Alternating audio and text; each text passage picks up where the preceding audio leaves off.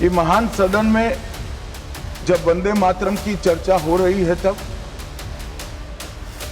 कल कुछ सदन सदस्यों ने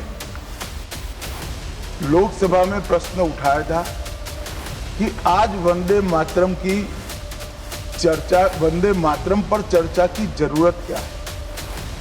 महोदय, वंदे मातरम पर चर्चा की जरूरत, वंदे मातरम के प्रति समर्पण की जरूरत वंदे मातरम बना तब भी थी, आजादी के आंदोलन के वक्त भी थी, आज भी है, और जब 2047 में महान भारत की रचना होगी तब भी रहेगी।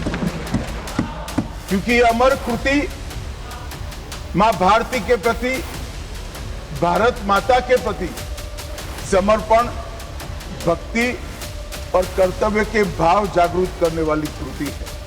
इसलिए जिनको आज वंदे मातरम की चर्चा क्यों हो रही है वो समझ में नहीं आ रहा है। मुझे लगता है कि उन्होंने नए सिरे से अपनी समझ पर ही सोचने की जरूरत है। कुछ लोगों को इसमें दिखता है कि बंगाल में चुनाव आने वाला है, इसलिए वंदे मातरम की चर्चा हो रही है। श्रीमान Amit Shah ji to initiate the discussion.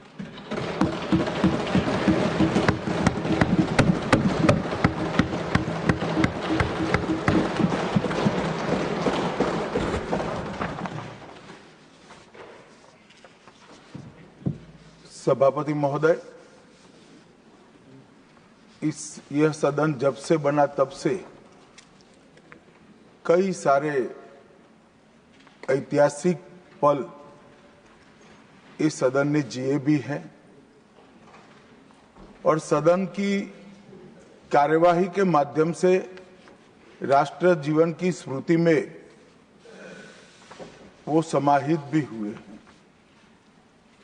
मेरा मानना है कि ये जो आपका निर्णय है, सदन का निर्णय है कि वंदे मातरम के 150वें साल के प्रवेश पर ये महान सदन वंदे मातरम के भाव के लिए, वंदे मातरम के यशोगान के लिए और वंदे मातरम को चिरंजीव बनाने के लिए एक चर्चा करें और इस चर्चा के माध्यम से विशेषकर हमारे देश के बच्चे, किशोर, युवा, आने वाली पीढ़ियों तक वंदे मातरम का आजादी के लिए योगदान, वंदे मातरम गान की रचना में राष्ट्रभक्ति और राष्ट्र की संस्कृति के प्रति समर्पण का जो भाव है, उसका आने वाले महान भारत की रचना में योगदान, इसके संकल्प के साथ जुड़ाव, ये सभी चीजों से हमारी आने वाली पीढ़ियां भी युक्त हो। इसलिए मैं आपका और सदन के सभी सदस्यों का हृदयपूर्वक बहुत बहुत अभिनंदन करना चाहता हूं कि आज ये चर्चा यहां पर आकार ले रही है। महोदय, हम सब सौभाग्यशाली है कि हम एक ऐतिहासिक पल के साक्षी भी बन रहे हैं और इसमें हिस्सा भी ले रहे हैं। ये महान सदन में जब वंदे मातरम की चर्चा हो रही है तब कल कुछ सदन सदस्यों ने लोकसभा में प्रश्न उठाया था कि आज वंदे मातरम पर चर्चा की जरूरत क्या है। महोदय, वंदे मातरम पर चर्चा की जरूरत, वंदे मातरम के प्रति समर्पण की जरूरत वंदे मातरम बना तब भी थी, आजादी के आंदोलन के वक्त भी थी, आज भी है, और जब 2047 में महान भारत की रचना होगी तब भी रहेगी। क्योंकि अमर कृति मां भारती के प्रति, भारत माता के प्रति समर्पण, भक्ति और कर्तव्य के भाव जागरूक करने वाली कृति है। इसलिए जिनको आज वंदे मातरम की चर्चा क्यों हो रही है वो समझ में नहीं आ रहा है। मुझे लगता है कि उन्होंने नए सिरे से अपनी समझ पर ही सोचने की जरूरत है। कुछ लोगों को इसमें दिखता है कि बंगाल में चुनाव आने वाला है इसलिए वंदे मातरम की चर्चा हो रही है। वो वंदे मातरम के महिमा मंडन को बंगाल के चुनाव के साथ जोड़कर कम करना चाहते हैं। ये सही है कि वंदे मातरम की रचनाकार बंकिम बाबू बंगाल में पैदा हुए, बंगाल में गीत की रचना हुई और आनंद मठ जिसमें बाद में वंदे मातरम समाहित हुआ उसकी पृष्ठभूमि भी की बंगाल थी। मगर जब वंदे मातरम का प्रकटीकरण हुआ वंदे मातरम बंगाल तक सीमित नहीं रहा था, देश तक भी सीमित नहीं रहा था। दुनिया भर में जहां पर आजादी के दीवाने थे वो गुप्त बैठक भी करते थे तो पहले वंदे मातरम का गान कर कर बैठक की शुरुआत। और आज भी सरहद पर हमारा जवान जब अपना सर्वोच्च बलिदान देता है, ये आंतरिक सुरक्षा के लिए देश के पुलिस का जवान सर्वोच्च बलिदान देता है, तो जब वो अपने प्राण त्यागता है इसके मुंह पर एक ही मंत्र होता है, वो वंदे मातरम। मान्यवर, ये वंदे मातरम का गान, वंदे मातरम का गीत, ये भारत माता को गुलामी की जंजीरों से मुक्त करने का नारा बना था, आजादी के उद्घोष का नारा बन चुका था, आजादी के संग्राम का एक बहुत बड़ा प्रेरणा स्रोत बना था। और शहीदों को अंतिम बलिदान, सर्वोच्च बलिदान देते वक्त अगले जन्म में भी भारत में ही जन्म लेकर फिर से मां भारती के लिए बलिदान करने की प्रेरणा वंदे मातरम से मिली। और ये चिर पुरातन राष्ट्र को अनेक सदियों तक अपनी संस्कृति के रास्ते पर आगे बढ़ाने की प्रेरणा भी कई सारे मनुष्यों को इस वंदे मातरम से मिली। वंदे मातरम की दोनों सदनों में इस चर्चा से, वंदे मातरम के महिमा मंडन से, वंदे मातरम के गौरव गान से हमारे बच्चे, किशोर, युवा और आने वाली कई पीढ़ियां वंदे मातरम के महत्व को भी समझेगी और उसको राष्ट्र के पुनर्निर्माण का एक प्रकार से आधार भी बनाएगी। मान्यवर, बंकिम चंद्र चट्टोपाध्याय जी ने 7 नवंबर 1875 को वंदे मातरम की रचना उनकी सार्वजनिक हुई। यह दिन कार्तिक शुक्ल नवमी का था। अक्षय नवमी या जगदात्री पूजा के रूप में यह दिन मनाया जाता है। और जब रचना की तब शुरू में कुछ लोगों को लगा कि एक उत्कृष्ट साहित्यिक कृति है, परंतु देखते देखते देखते वंदे मातरम का एक गीत देशभक्ति, त्याग और राष्ट्रीय चेतना का प्रतीक बन गया, जिसने हमारे आजादी के आंदोलन का रास्ता प्रशस्त किया। और कब वंदे मातरम की रचना हुई? वंदे मातरम की रचना की पृष्ठभूमि हम सब ने जरूर याद करनी चाहिए। उसकी पृष्ठभूमि में सदियों तक इस्लामिक आक्रमण को झेलकर इस देश की संस्कृति और इस देश का इतिहास झंझोड़ने का काम, शीर्ण वीर्ण करने का काम हुआ था।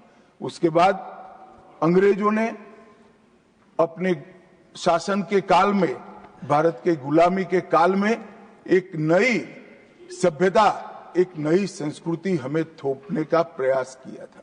और उस वक्त ये वंदे मातरम का रचना बंकिम बाबू ने की और वो रचना के अंदर बहुत बारीकी से जो हमारी मूल सभ्यता थी, हमारा सांस्कृतिक राष्ट्रवाद था, देश को माता के रूप में कल्पना कर कर देश की माता के रूप में जो कल्पना की, इसकी आराधना करने की हमारी परंपरा थी, उसको उन्होंने पुनः प्रस्तापित किया था।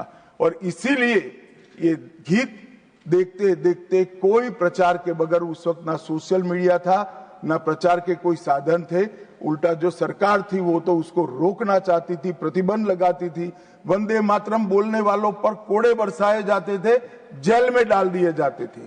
फिर भी वो सारे प्रतिबंधों को पार कर कर हर एक व्यक्ति के मन को भी छुआ, आत्मा को भी छुआ, और अनेक प्रताड़नाएं झेलते हुए भी वंदे मातरम कश्मीर से कन्याकुमारी तक फैल गया।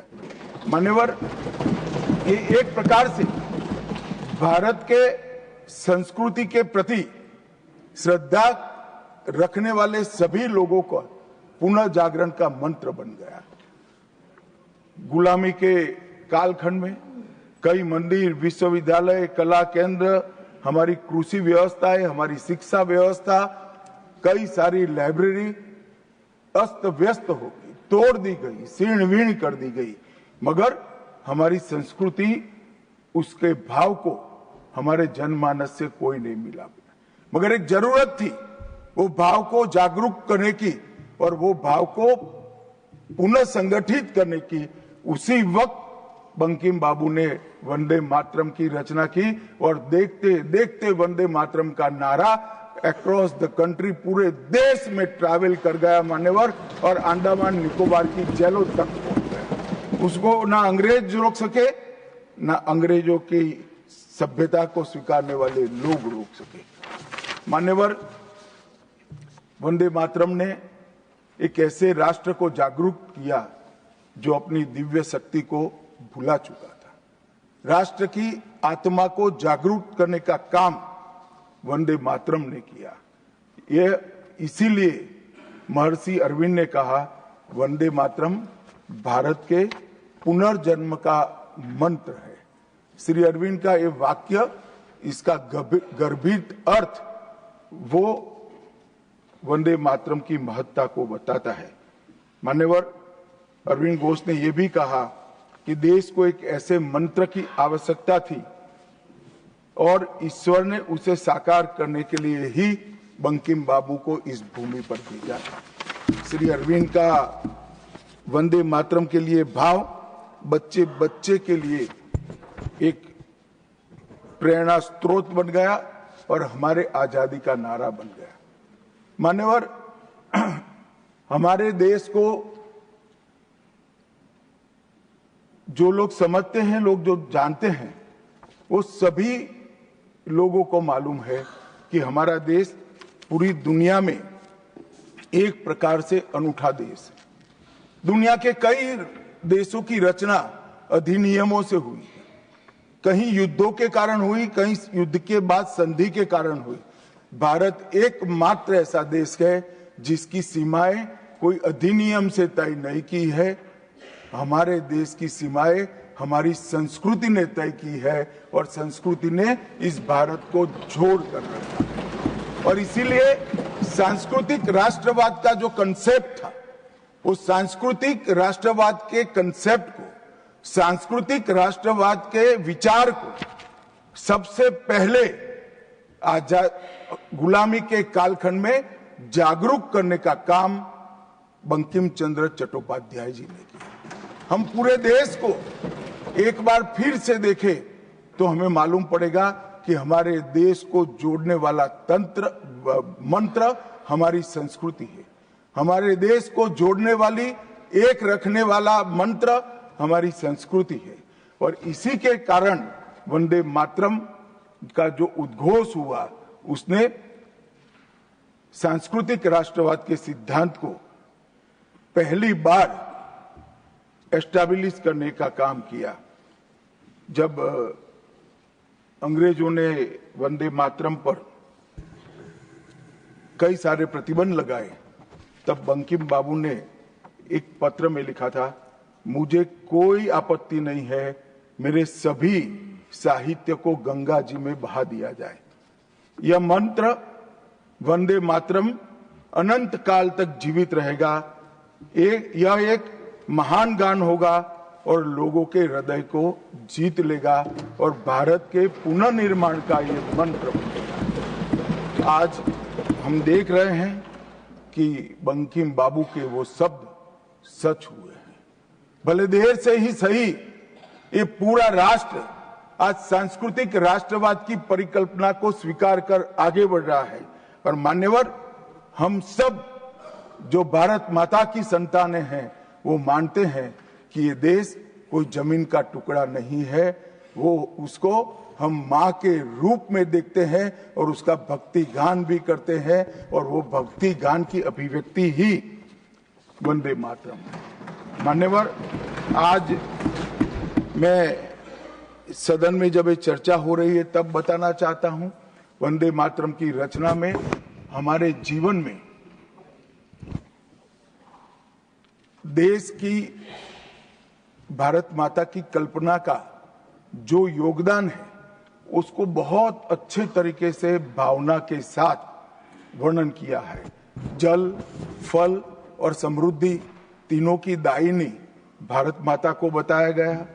शोभित पुष्पों से मन को प्रफुल्लित करने वाली भी भारत माता को बताया गया।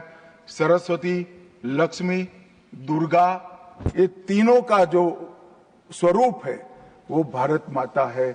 एक प्रकार से हमारा समृद्धि, हमारी सुरक्षा, हमारा ज्ञान, हमारा विज्ञान, ये सब भारत माँ की ही कृपा है और उसकी आराधना से ही प्राप्त हो सकता है।